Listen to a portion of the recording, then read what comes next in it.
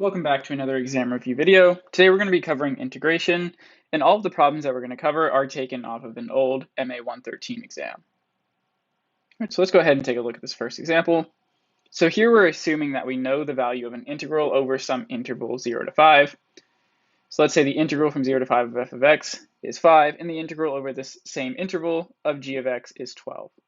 Right, now we're asked here to find the integral over the same interval 0 to 5 of 3 times f of x minus 1/2 g of x. Right, so we can see that f of x and g of x pop up in the thing that we're asked to find, but it looks a little bit more complicated. We don't know initially how to approach this, so really what we need to do here is use the information that's given to us. So we know this value and we know this value. So if I could somehow get rid of the constants, get rid of the subtraction, then I can make use of the fact that this integral is equal to 5 and this integral is equal to 12. And that's exactly what we can do. So some nice properties of the integral is that we can break the integral of a sum up into the sum of the integrals, and we can also move constants in front of the integral. Okay, so let's see how we can do that. All right, so I want to integrate from 0 to 5, 3 times f of x minus 1/2 g of x, and we don't want to forget our d of x. All right, the first thing that I'm going to do here is break this up into the difference of two integrals over the interval 0 to 5, 3 times f of x. Don't forget dx minus the integral from 0 to 5, 1/2 g of x dx. All right, the next thing that we're going to need to do is pull the constant in front of our integral. All right, so this is another property of the integral.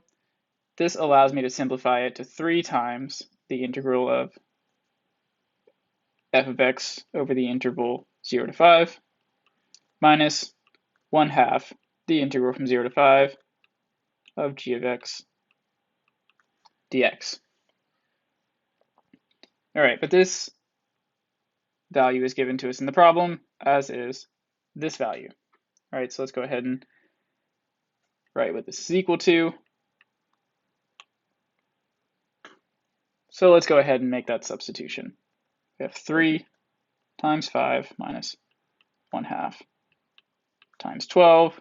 So we have 15 minus 6, which gives us 9.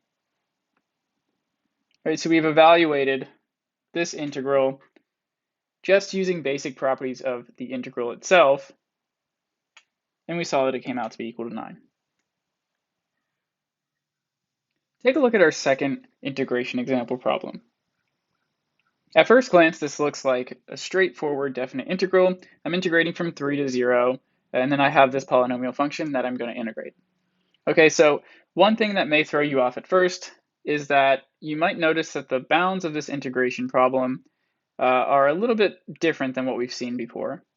So how we usually have these problems set up is that we're integrating from a to b, but a is less than b, right? So in this case, I have an integral from 3 to 0, so this lower bound 3 is actually greater than our upper bound, which is 0. And so it might get a little bit confusing, and you may not know how to proceed if you see something that's in this form. So what we're going to do is try and show that we can actually flip the bounds. So I'm going to replace the 3 with the 0 and vice versa. But when I flip the bounds, I'm going to also pick up a negative sign. Right, so let's try to use the fundamental theorem of calculus to show that we can in fact flip these bounds, but if we flip the upper bound and lower bound, the price that we're going to pay is picking up a negative sign. Okay, so let's say that I have a function capital F so that its derivative is little f of x, right? So big F is just the antiderivative of little f. All right, and we know by the fundamental theorem of calculus that if I want to integrate from a to b little f of x dx, it's the same as evaluating big F at b minus big F at a.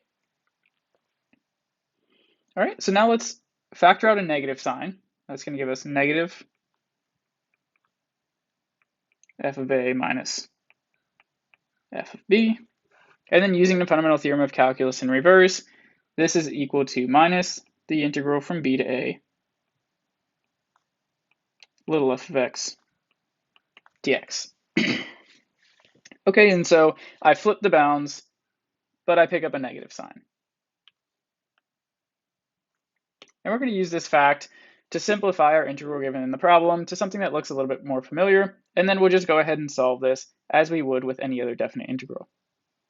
All right, so I'm integrating from 3 to 0, and I'm integrating this polynomial function 4t cubed minus 2t squared dt.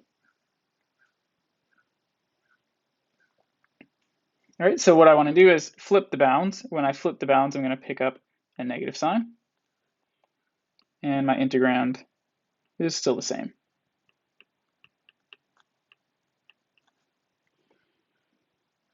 All right, and now I just need to evaluate this definite integral. So I first need to calculate the antiderivative. So I'm going to have a minus sign, which sticks around. And I'm going to use the anti-power rule here to calculate my antiderivatives. This is going to give me t to the fourth minus 2 over 3 t cubed. And I'm evaluating this, again, from 0 to 3.